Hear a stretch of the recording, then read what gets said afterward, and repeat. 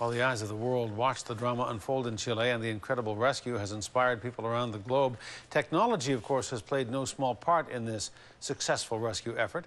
In another time and place, a mine collapse would have no doubt played out a lot differently. And here on Vancouver Island, the coal mining industry has a long and dark history. Mine collapses, explosions, and floods and equipment failures killed hundreds of men over the years. A News Mid-Island Bureau Chief Jonathan Bartlett has the story.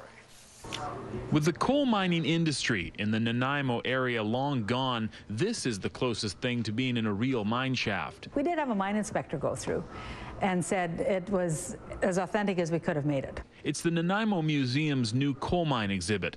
It commemorates the important role the mining industry once played in the harbor city. It's why Nanaimo developed, for sure. I mean, we were here because of the harbor originally, but definitely it was the coal mining that brought the people. But the coal mining industry also brought death and injury, in numbers hard to believe today. Well, the documented numbers we have are almost 700 deaths and almost 2,000 injuries.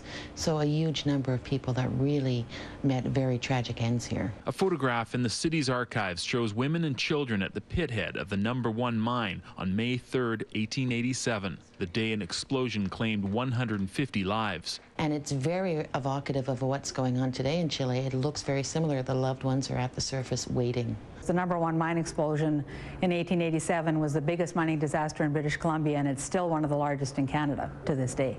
Today, there's very little evidence of the coal mining industry in Nanaimo, apart from the old mine rescue station, visible coal seams on cliff faces, and if you look hard enough, sealed off mine entrances dotted around town. The Chilean miners had luck and technology on their side. Had they been miners here at the turn of the last century, things would have been tragically different.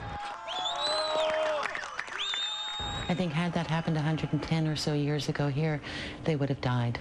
We simply didn't have the technology to rescue people in those days, and nor the training, nor the understanding of how to measure gas or any of those things properly. The tunnels that were underwater and some of the explosions that were caused, there wouldn't have been people left alive to rescue, probably. This is as close to a memorial for miners' lives lost in Nanaimo, more of an information board at Divers Lake Park. Some say a proper memorial is in order.